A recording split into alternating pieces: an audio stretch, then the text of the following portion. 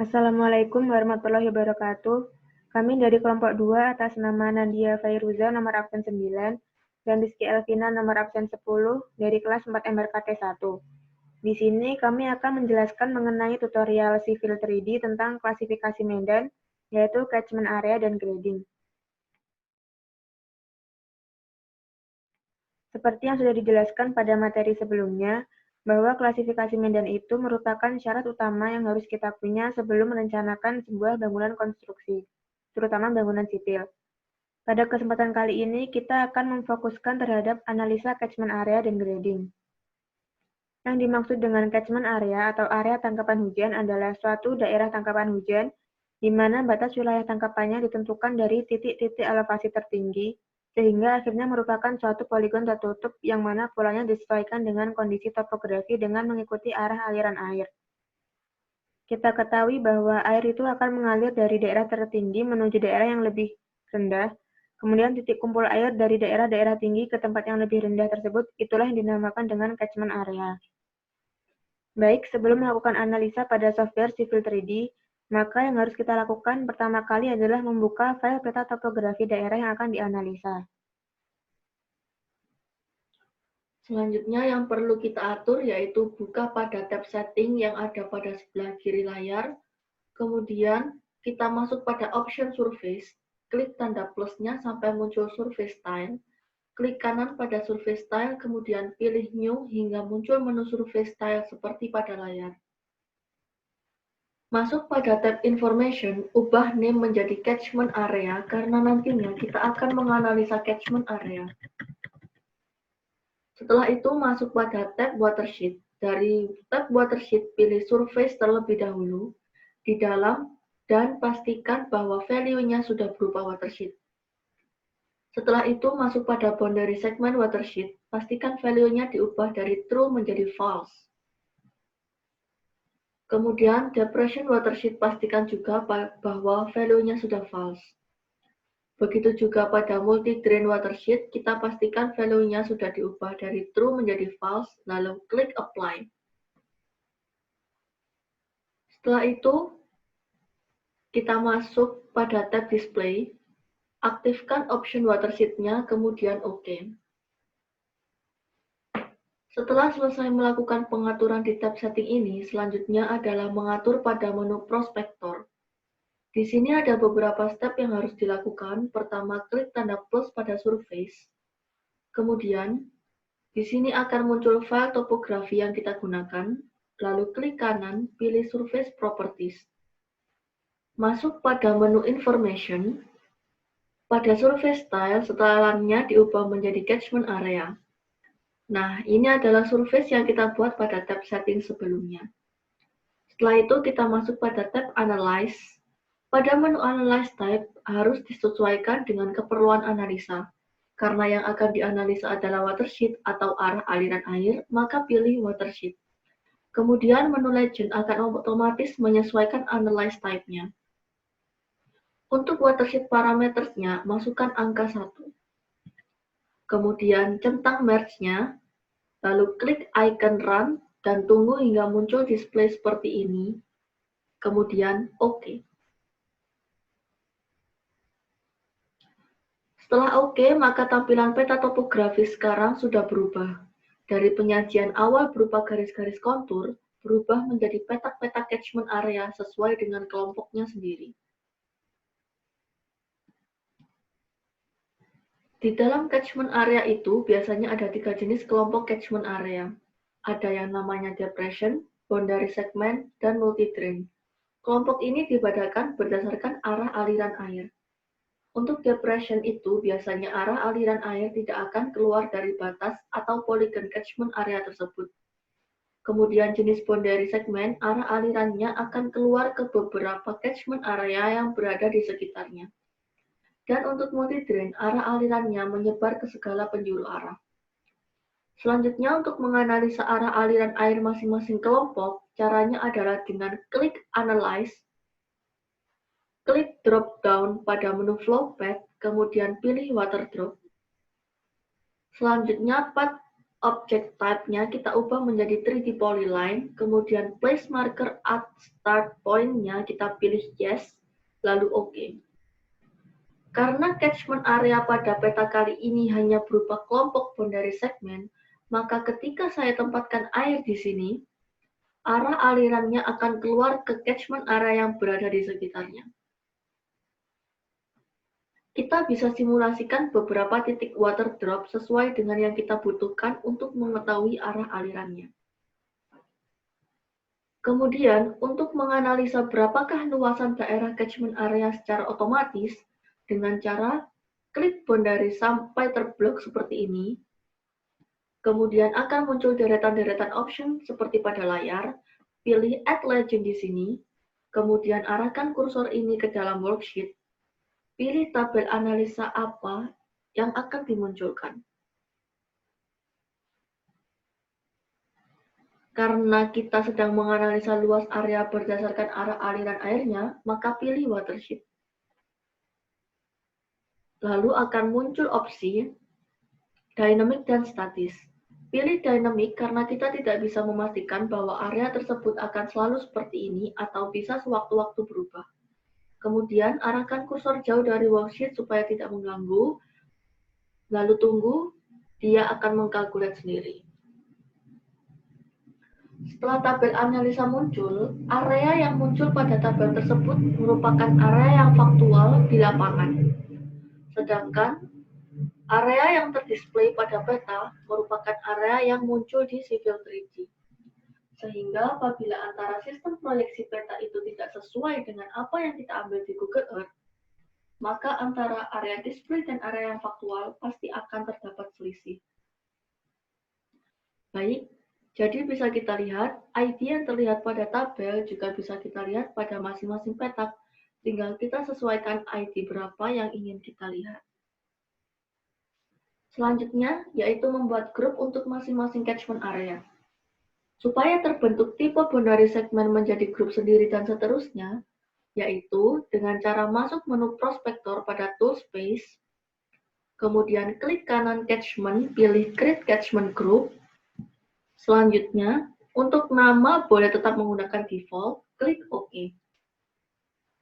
Maka akan muncul tanda plus pada sebelah kiri catchment, klik tanda plusnya, kemudian klik kanan catchment group, pilih create catchment from surface.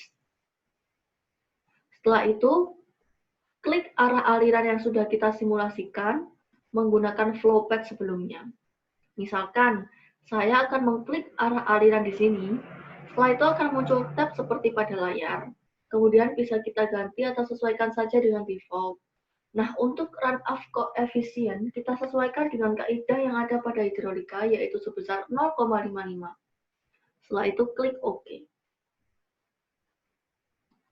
Maka akan muncul informasi berupa luasan area, panjang aliran, serta nilai S apabila terdapat kemiringan. Selanjutnya yang perlu dilakukan kali ini adalah analisa lahan untuk grading. Grading adalah suatu bentuk pengolahan bentuk lahan, pengubahan bentuk asli lahan atau bentuk surface asli menjadi sebuah bangunan konstruksi. Biasanya ada kaitannya dengan bangunan konstruksi penangkap air, misalnya pembangunan kolam, embung, bendung, dan lain-lain. Langkah pertama yang perlu dilakukan untuk analisa grading adalah membuka peta topografi menggunakan template yang sudah ditentukan.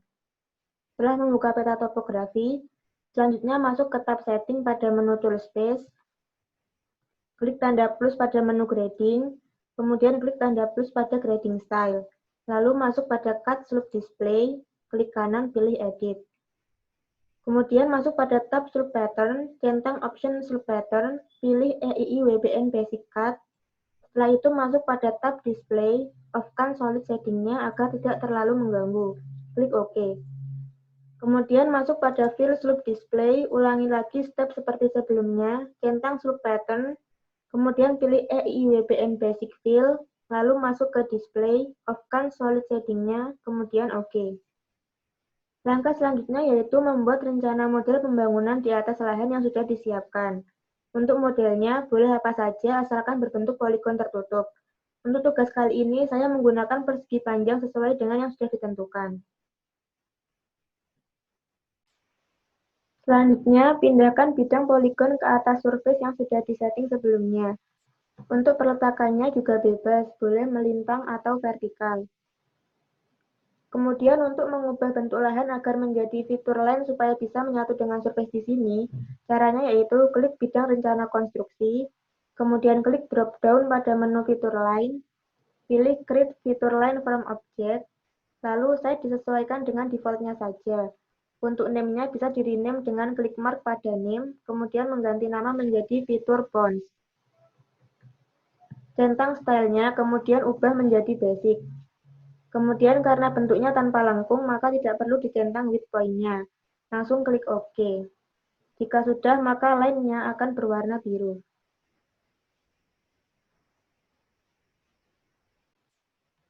Dalam setiap perencanaan konstruksi, pasti memiliki level elevasi rencana dari elevasi muka tanah asli. Cara menetapkan elevasi rencana pada bidang konstruksi adalah dengan klik fitur line, kemudian klik kanan pilih elevation editor. Angka elevasi yang termuat pada menu ini adalah elevasi aktual dari fitur line. Nah, di sini terus tertulis angka elevasi sebesar 432 meter. Lalu diubah dengan cara klik pada elevasi teratas, kemudian tekan Shift, lalu klik kolom elevasi terbawah, kemudian ubah angka pada elevasi teratas sesuai dengan elevasi rencana, yaitu sebesar 439 meter. Kemudian OK. Untuk mengecek apakah elevasi rencana sesuai dengan perencanaan, caranya klik 2 kali pada fitur line yang telah dibuat, kemudian akan muncul properties dengan bagian minimum dan maksimum elevation sudah sesuai dengan perencanaan. Sebelum masuk menu utama grading, klik grading, pilih create grading group, fungsinya agar fitur line tersebut menjadi satu kesatuan. Untuk name-nya bisa di-rename seperti sebelumnya menjadi grading group bounds. Lalu centang automatic surface creation-nya. Untuk surface style-nya pilih no display. Kemudian centang volume base surface agar bisa memunculkan volume galian dan timbunan. Lalu klik OK. Untuk ini sesuai default saja, kemudian OK.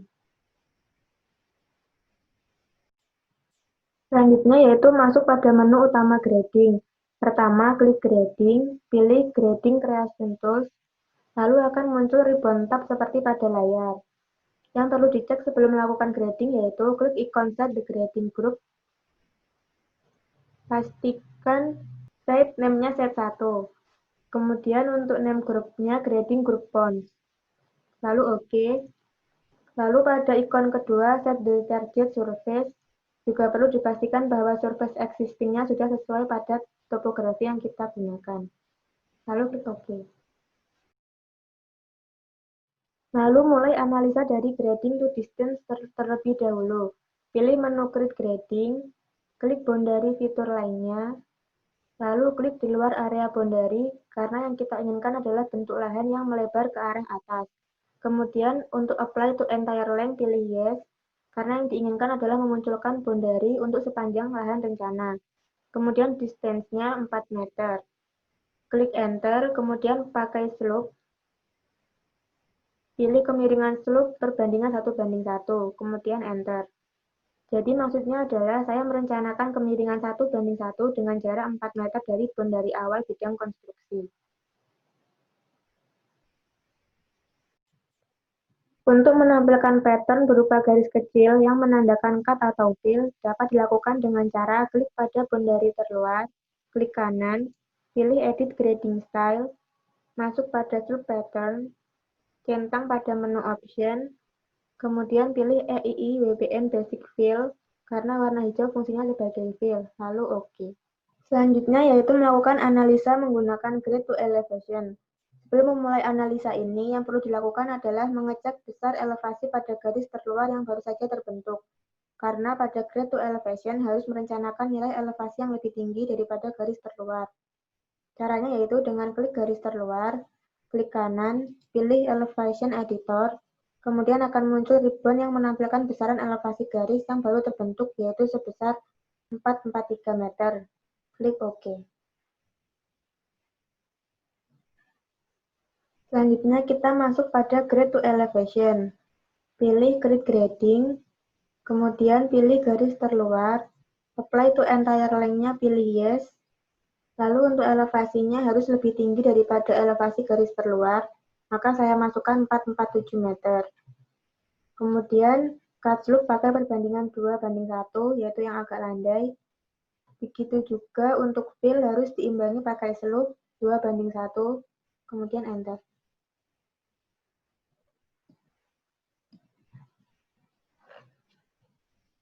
Lalu selanjutnya yaitu analisa menggunakan grade to relative elevation. Pilih grid grading, klik pada garis terluarnya, apply to entire length dipilih yes, untuk relative elevation-nya diisikan dengan angka selisih yang direncanakan, berapa meter dari posisi garis terluar yang baru terbentuk. Misal saya rencanakan ada kemiringan muncul pada jarak ketinggian 4 meter dari elevasi garis terluar yang baru saja terbentuk. Lalu pilih slope perbandingan 3:1. Kemudian kita tunggu.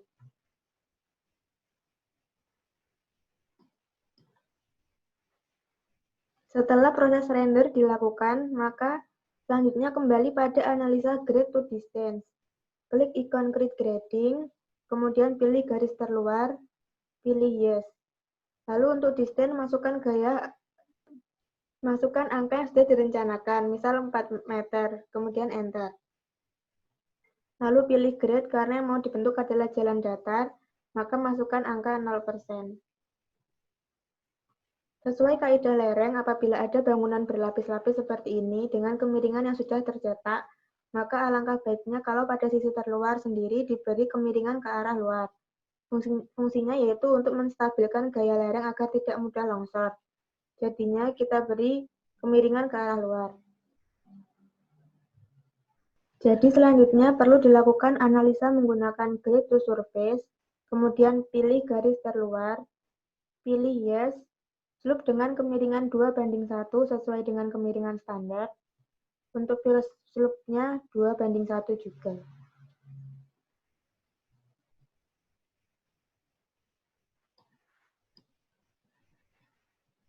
Tahap selanjutnya yaitu sebagai dasaran agar kita bisa mendesain model dasaran seperti yang kita inginkan, yaitu dengan cara masuk pada menu Grade to Distance, kemudian Grid Grading, yaitu klik pada bagian terdalam atau boundary pertama, lalu klik ke arah dalam, pilih Yes.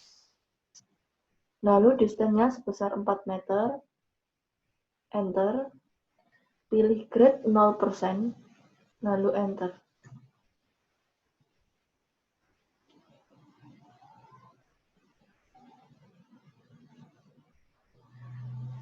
Selanjutnya kita masuk pada Grade to Elevation, pilih icon Grid Grading, kemudian pilih boundary yang paling dalam, pilih No, untuk mengaplikasikan apabila terdapat elevasi yang sama tapi kemiringan yang berbeda. Kemudian pilih di bagian mana saja yang akan menjadi starting point, klik kemudian Enter, lalu klik sebagai endpoint-nya, lalu Enter. Masukkan elevasi yang lebih dalam, karena pada dasarnya elevasi ini akan sama dengan elevasi bidang awal yang terbentuk. Maka kita masukkan elevasi sebesar 438. Lalu pilih slope dengan perbandingan 2:1. Begitu juga untuk fill-nya, pilih slope sebesar 2:1.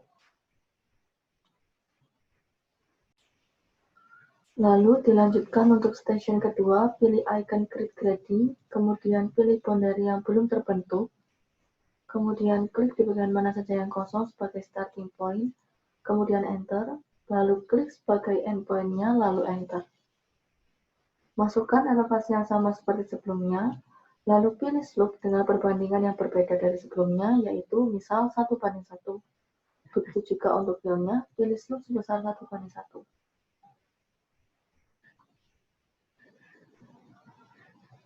Selanjutnya, agar tidak terputus seperti ini, maka perlu diberi pola transisi. Caranya yaitu klik pada Grid Grading, pilih Grid Transition, klik pada boundary terdalam, lalu klik pada ruang kosong antara lereng yang baru saja kita bentuk. Maka akan otomatis terbentuk bangunan transisi sendiri. Lakukan juga pada sisi lain yang kosong.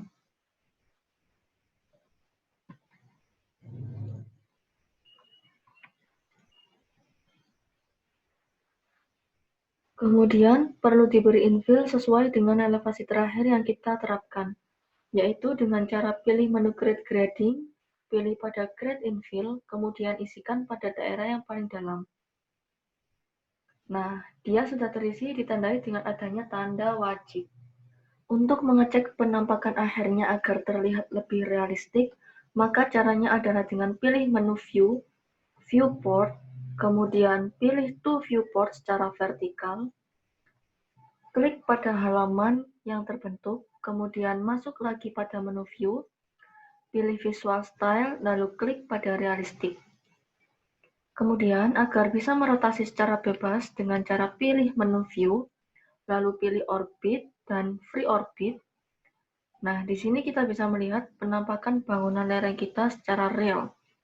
Agar triangle-nya tidak mengganggu, maka kita bisa menghilangkan dengan cara klik kanan, edit surface style, kita matikan bagian triangle, lalu OK.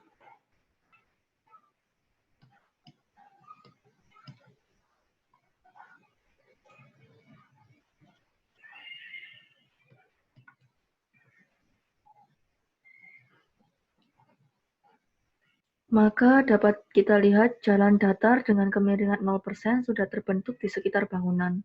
Kemudian dengan penstabil lereng juga sudah terbentuk di sini. Jadi ini untuk perkuatan lereng berwarna hijau artinya harus ditimbun. Dan apabila ada bagian yang berwarna merah, maka harus digali. Begitu juga dasarannya sudah bukan surface asli, melainkan sudah mengikuti elevasi terakhir yang kita tetapkan. Dapat juga kita lihat di sini bahwa sudah terbentuk grading-grading dengan level elevasi yang berbeda.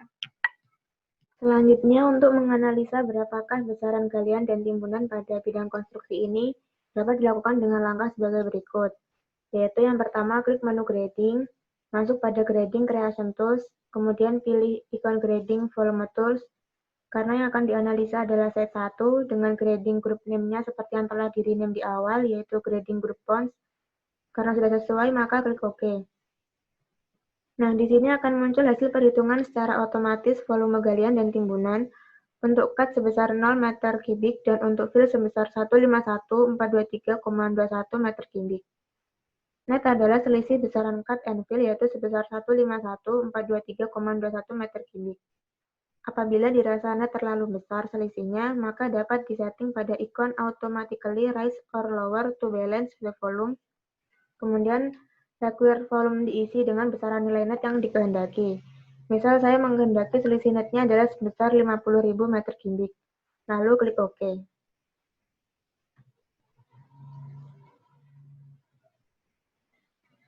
Untuk loading proses kali ini memang sedikit memakan waktu.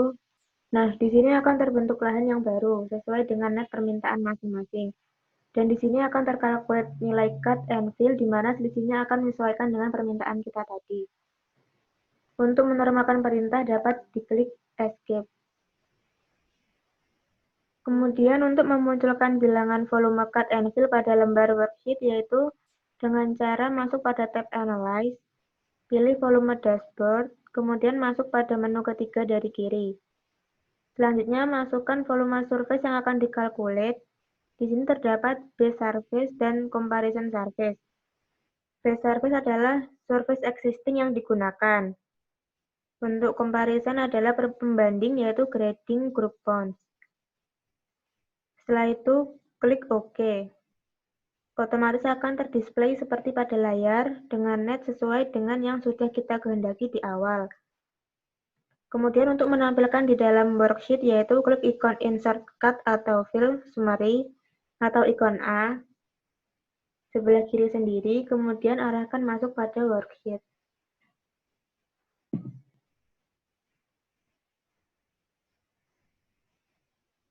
Maka akan muncul tabel yang berisi volume cut and fill pada worksheet yang kita inginkan.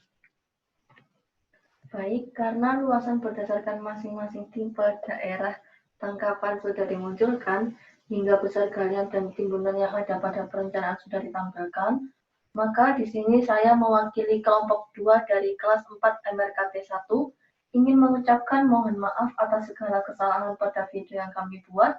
Terima kasih atas perhatiannya. Wassalamualaikum warahmatullahi wabarakatuh.